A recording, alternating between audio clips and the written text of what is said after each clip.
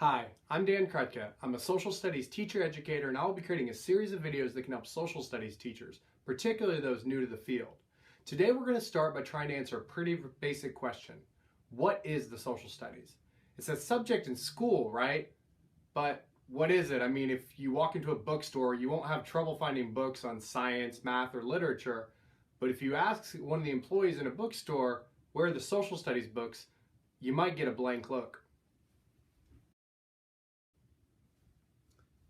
That's because the social studies is a field that was created specifically for schools with specific aims in mind.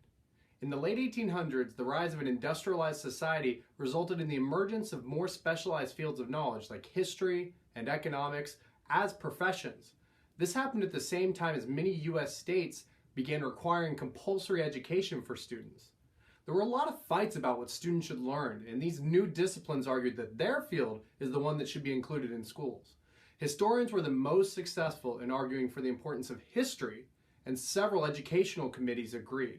At this time, schools often offered history and allied subjects for study.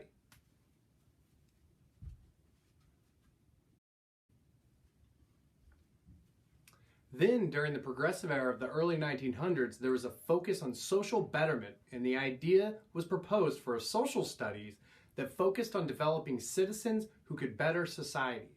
The 1960 report on social studies solidified these views, and the social studies emerged as a school subject area with a focus on citizenship. To this day, citizenship education is still often referenced as the purpose of the field.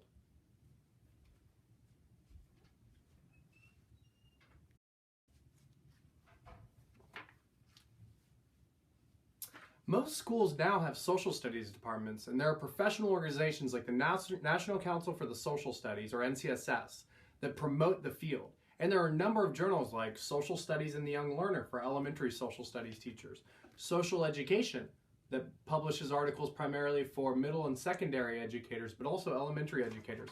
Heck, social studies educators even have a hashtag on Twitter they use, SSChat, to share ideas, resources, and articles related to the field. You can join in their moderated chats on Mondays at 7 p.m. Eastern, or many of the other social studies hashtags like NTSSChat for new teachers, World GeoChat for geography teachers, and many more. But to this day, not everyone agrees as to what the social studies is or whether it should even exist.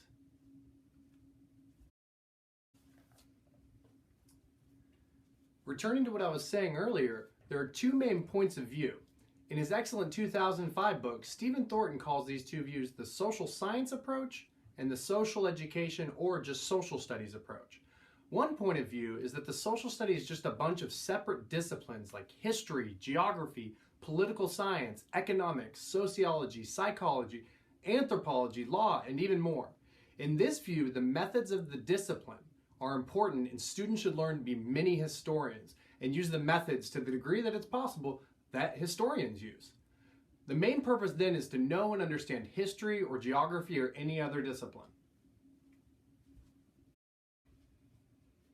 The other point of view is the social studies or social education approach that prioritizes students' interests and social problems or issues.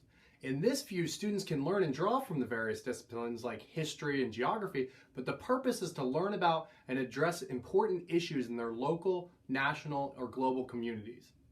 In reality, these two points of view can overlap in many ways, and there have been many other attempts to organize the curriculum.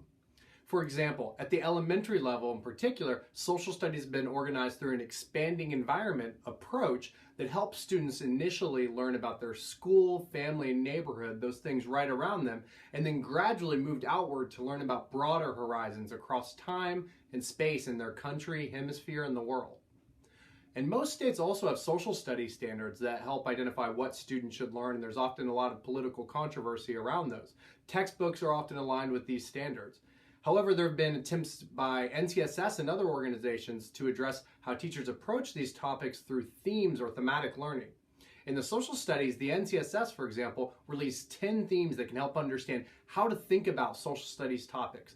These themes are culture, time continuity and change, people, places, and environments, individual development and identity, individual groups and institutions, power, authority, and governance, production, distribution, and consumption, science, technology, and society, global connections, and civic ideals and practices.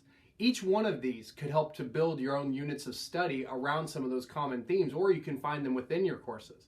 You can read more detail about these themes online, but they can help think about different ways to organize social studies content and organize topics.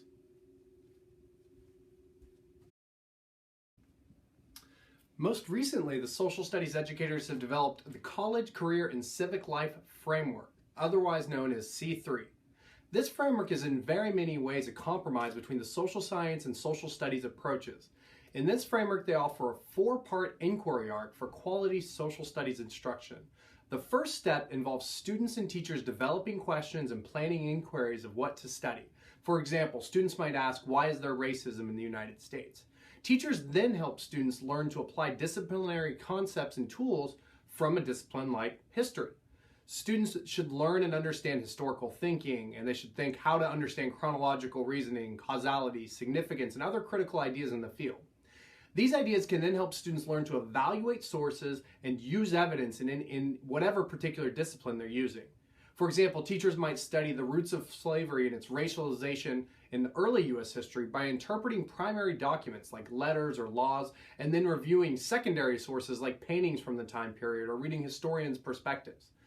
Finally, students should be able to communicate conclusions about what they've learned and even take informed actions. This is a very social studies approach step, as students do not just learn history, but they use such knowledge to create a more just society.